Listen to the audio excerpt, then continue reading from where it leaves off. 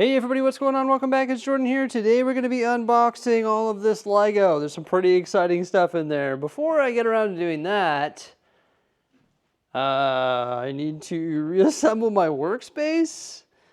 Yeah, it's sort of a disaster in here. I left it like this because I didn't feel like scraping all this tape off the windows. There's like all this tape on the windowsills, and after I got the new window film installed, I had to leave, and I was like, okay, well, I'm not going to reassemble it until all this tape is peeled off. So that's going to be a super exciting task, scraping all that off with my razor blade. And once that's done, I can reassemble my workspace and unbox this Lego. I may not have peeled off all that tape. I got bored of it. I was like, yeah, the force is too strong with you. So first thing I've got to do is just put those long tables back on top of the Alex units. They have a center leg supporting them. I've mentioned in the past, eventually I want to get that all Alex units. That would look so cool. Hey, those part towers, the regular ones that I have there, they're 12 by 12 Sterilite bins.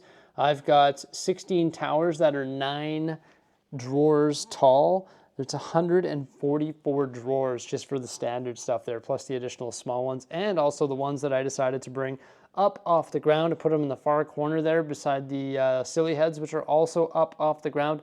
I much prefer this, just looks nice and clean, and with all that stuff gone, I can vacuum and it just looks so tidy.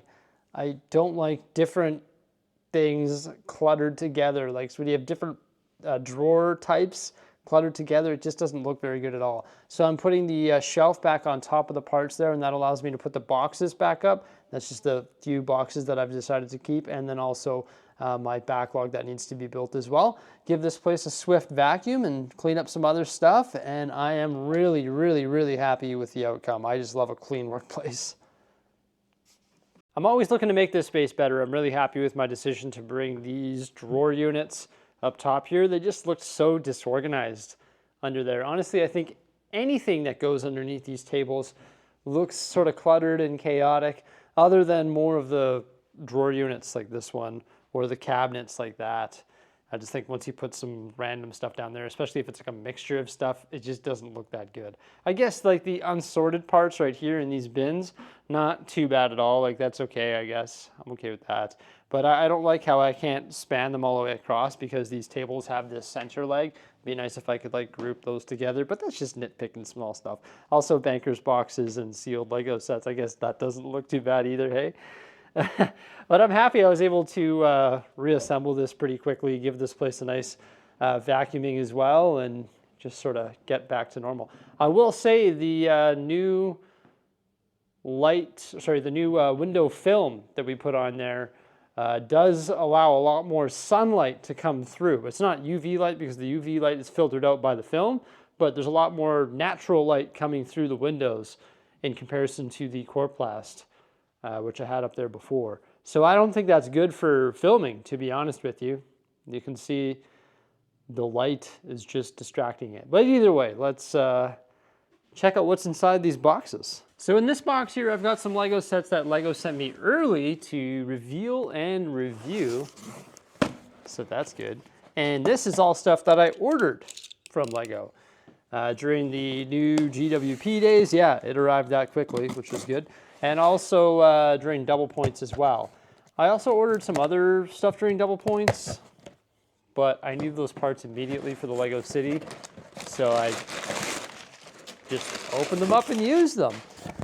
This box is full of fun stuff. Ooh, wow. It is a giant bag of tiles, like a giant bag. What's in here? 1x8 dark bluish gray and 2x4 light bluish gray. You want to hear something funny about the 2x4 light bluish gray?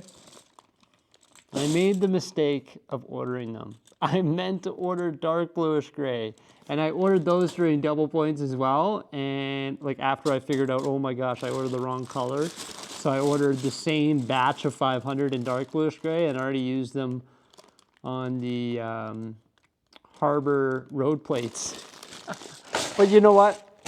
You can never go wrong having 2x4 light bluish gray tiles, at least I can't, because what I do is I actually use it on my raised train track supports. So for example, I've got one right here, which is, or my raised train tracks, I should say. So there it is there, and I used the 2x4 tiles in light gray in the center. And I've got a larger Lego city than I used to have, so I'm gonna need more track to be prepared for that. So I can always use these tiles to create more train track. I was thinking, you know how I have the Lego city, and then I was planning on, you know how I have the Lego city, but I was planning on having the mountain range running through the center. And my old Lego city layout actually used to have the raised train track bridge onto part of a mountain. And I think it would be really cool to have the raised train track actually go around the perimeter of the entire mountain and maybe pass through some tunnels, because the mountain's gonna have different tiers, so it can go around the perimeter of it, support it on the outside of it, like on the raised train line supports from the raised platform coverings, and also right on the mountain itself, and then pass through the mountain. And I just think that would be so cool. In regards to trains, I want to build the ground line that's going to go around the amusement park and around the residential area, and then we have the main city line, and then there's the train yard, and then there's also going to be the raised line as well eventually, and maybe it'll go around those mountains. And then I also wanted to build the subway at some point as well, so eventually I'll build the subway too. So lots of plans for trains. It's going to be crazy. I can't wait. There's going to be so much motion. Oh, look, I hit the GWP threshold, and in here is a GWP. Jules Verne's books. Yeah. So I got one of those GWPs there, and then another big bag of parts. Oh, look, it's more 2x4 dark bluish gray tiles. Right on. So there's nothing too crazy in here. We've got a bunch of 2x4 dark bluish gray tiles, also a bunch of 2x2. There's the modified 1x4 plates with the 2 studs, also some 1x2 tiles in there. You'll see some random brown and tan pieces. That's just a little side project that Mrs. Bricksie's working on. There's also some of the rounded 1x2 plates in there, which are pretty neat. But beyond that, it's just more tile. Yeah, so I've just been ordering those pieces from the pick and build area on the Lego website. They've got a pretty good selection of best sellers now, and the best sellers actually come pretty quickly, which is pretty awesome if you ask me. I'm pretty excited about that. I don't like waiting for parts. I'm waiting on a bunch of parts right now from Bricklink specifically, and when those parts arrive, I'll be able to make leaps and bounds in the Lego city. Bam! More parts. And bam! Another GWP. Beauty. In this bag, there's some 1x4 and 1x8 dark bluish gray bricks, and then all sorts of light and dark gray tile. Man, beyond that, nothing too exciting, hey? Just a lot of tile and a lot of brick, which actually goes a long way in the Lego city. So yeah, there we go. That's 3 orders, and I had one other one just like it arrive not too long ago. Oh my gosh, that is a lot of tile. It's crazy to think how much tile the Lego city consumes, especially when you're tiling off train track, tiling off roads, or whatever it may be. You just go through so many tiles, and it feels pretty good to get a nice big restock here. So this box right here is mental. I am nuts, aren't I? I am officially crazy. Oh my gosh, this is ridiculous. But I discovered something not too long ago, and it was a very happy discovery. And that discovery, of course, involved the pick and build section on the Lego website. Classically, I would buy train track in the packs, and the packs are ridiculous because they come with switch tracks, flex tracks, and curves, which for the most part, nobody needs. What you're really looking for is the straights. So I decided to order straight tracks from Lego. Apparently you can get them right from the pick and build area on the website. I think they were $1.70 Canadian each. And I want to expand my trains. So I got a little bit of track. Bam! How many tracks is this? 400. Why do I need 400 tracks? Well, I want to build the subway. I want to build the raised line. And I also want to build the train yard. And I want to build the line that's going to go around the amusement park and the residential area. So I ordered 400 pieces of straight track. Oh my gosh, I did it during double points. It is a tough bullet to bite, believe me.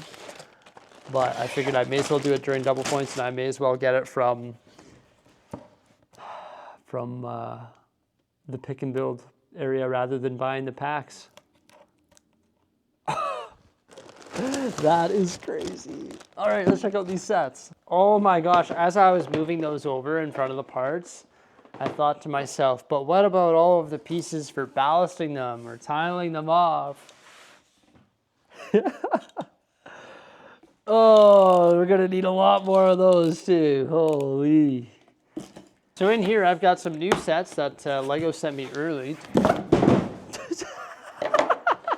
to reveal and review and drop on the floor. First off, we have the TIE Fighter and X-Wing mashup. What's up with that? What? You can mix it up. You can put the TIE Fighter wings on the X-Wing and the X-Wing wings on the TIE Fighter. This set retails for $110, has 1,063 pieces. Comes with a TIE Pilot, L3GO, a Rebel Pilot, Sig Griebling, and Yessa Scala. There's a bunch of weird stuff coming out this year. This one is sort of weird too. Creative Play Droid Builder.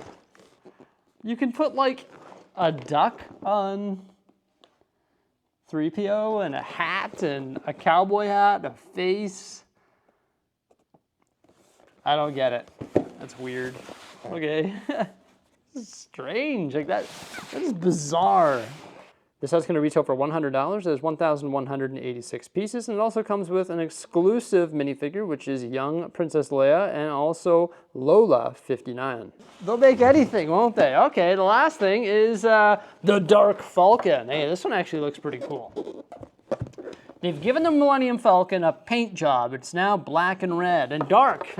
And it comes with Beach Luke, Jedi Vader, Bounty Hunter C-3PO, Darth Dev, Darth Jar Jar, and also Darth Raid. The Dark Falcon is going to retail for a whopping $180. It has 1,579 pieces. The packaging of the set definitely looks pretty awesome. There's all sorts of interior details as well. There's even a place to put Luke Skywalker's surfboard. Did this really need to be made? I guess it's a fun addition to the LEGO Star Wars lineup like the other two sets, but my gosh. So yeah, 3 weird LEGO sets. Those are definitely pretty strange. I don't know. Okay. And then a whole bunch of train track and a whole whack of parts. Everybody, I hope you enjoyed this unboxing. Please remember to like, subscribe, and stay tuned for some more great stuff coming out in the near future. Farewell.